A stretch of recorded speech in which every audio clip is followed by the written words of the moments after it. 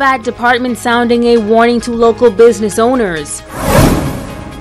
A multi-million-dollar development taking shape in Port Lucaya. And police women celebrating an important milestone. The Bahamas Tonight Northern Edition starts now. This is the Bahamas Tonight, the Northern Edition. Good evening all, I am Megan Shepard. It's so great to have you joining us.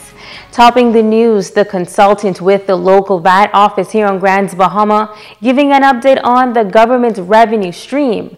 Tonight, he notes that those businesses who have yet to register will be forced to do so. Shishina Roll has more. VAT consultant Leo Hepburn says the local department is still open to assisting local businesses who may need a clearer understanding on value-added tax. He adds that they will also pay closer attention to those establishments who have not yet registered, and they will be forced to do so. I'd like to reiterate that there are three types of registration. Voluntary registration for those persons who do not meet the threshold of 100,000. Mandatory registration for those businesses that have 100,000 in gross turnover. And forced registration.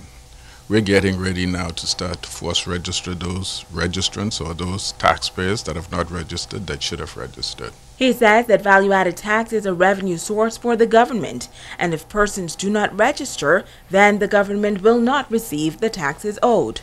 Those taxpayers that participate in the program are allowed to deduct their 7.5% taxes they pay on their input tax from their output tax, the monies they collect for the government, and they pay the difference. You've not heard a lot about it because those taxpayers are enjoying the benefits. They're enjoying the benefits of the additional funds. It helps their cash flow.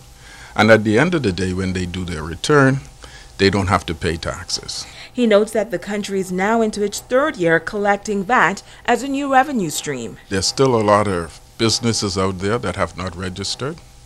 And it is time now that since they have not seeked to come in and register on their own, we're now going to go out there and find them and force register them. There'll be fines and penalty attached to that forced registration.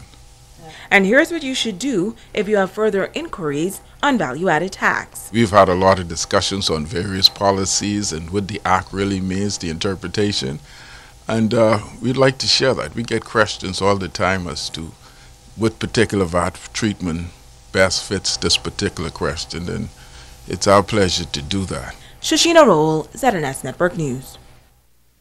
Now, despite Grand Bahama's economic challenges, a prominent Grand Bahama businessman is going out on a limb and is making another major investment in the local economy. This investor says he has faith that the island's economic fortunes will turn around soon, and he is preparing to capitalize on its resurgence. Natalie Martinborough reports. Businessman Mario Donato is investing $2.5 million in the construction of a three-story complex in Port Lucaya. The building that sits near the waterway is progressing well, and Donato says he is fine-tuning plans for that complex. Downstairs is going to be like a fast food Italian, you know, pizza, meatballs, sandwich, and then we give it the Bahamian flavor too. The stew kong and fried fish, and we got a mixed thing there. It's going to be like an international place. The second floor, we're going to do a first-class sushi place. You know, we build it with a passion, nice. And the third floor, it's a mix between a steakhouse or a lounge where people can relax, you know, have a few drinks, have some snacks.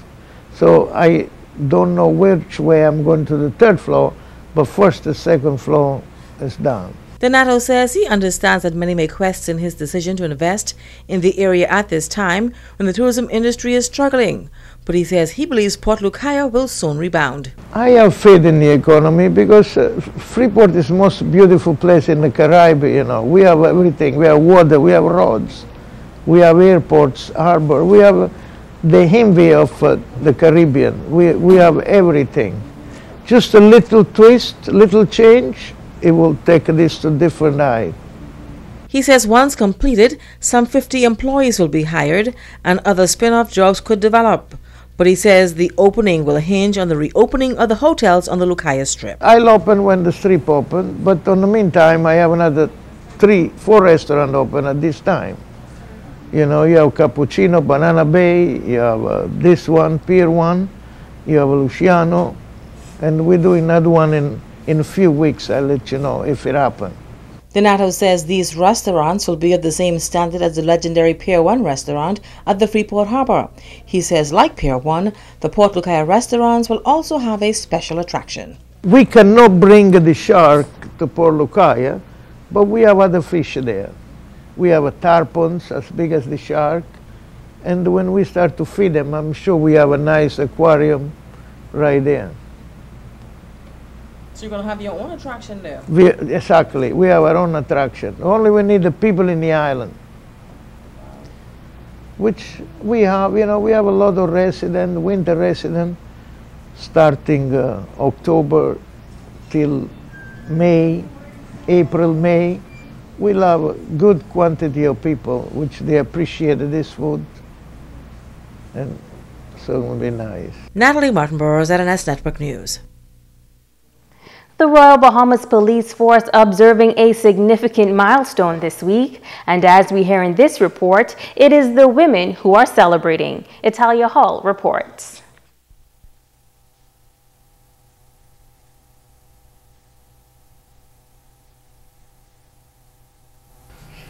53 years ago, on November 23rd, 6 women were given the opportunity to join the Royal Bahamas Police Force.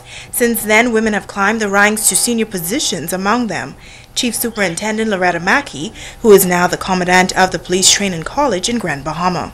Today we want to celebrate because it's on their shoulders that we are standing, and the achievement that we would have accomplished, it's all because of them taking that bold step to walk into a man's world. Superintendent of Police Kimberly Taylor was once officer in charge of the Drug Enforcement Unit on Grand Bahama. Over the years, she has served in several capacities and is now the officer in charge of the 8 Mile Rock Division. I enlisted in May of 1983, and I was inspired by a few relatives who enlisted ahead of me. And I decided upon joining the Royal Bahamas Police Force that I would make it a career. And I took my job seriously. Superintendent of Police Stephanie Hamilton says policing has opened many doors for her over the years. Central Police Station, where I would have learned the general police duties. Prosecutions Department, where I eventually went on to be the OC of Prosecutions Department. I have worked in the Complaints Unit, which is responsible for discipline. And I've also had an opportunity to work as the officer in charge of North Abaco, one of the first female officers in charge of a family island. Inspector Nicola Mackey says before she joined the force in 1993, she was a part of the police cadet program. The program that helped the youths, it assists with discipline, and it also assisted us with education. And for that, I was grateful, and then I later joined the Royal Bahamas Police Force. And for young women who may be considering policing as a career, I would say go for it. Because we are diverse, there's so many areas that they can find themselves working. Even if they want to come in after high school, or if they want to go to college, get a degree and then come in, I say go for it. The sky is the limit. We have 3 women who would have reached the top. They're on the top floor, we would say, the Assistant Commissioners of Police, and 7 of us who are just under that rank, Chief Superintendents, and so the list goes on. Italia Hall, ZNS Network News. A 31-year-old New Providence man is in police custody after he was found in possession of dangerous drugs. Officers of the Airport Police Station and Drug Enforcement Unit arrested the man at the Western Air Terminal after they discovered 6 pounds of suspected marijuana valued at $7,000. The suspect will be arraigned before the magistrate court early next week. Stay with us. The Bahamas Tonight Northern Edition continues in just a moment.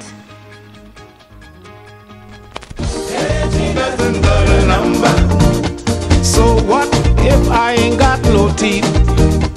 The reason why I move a little slower, I got corn on top of both my feet, but just like wine.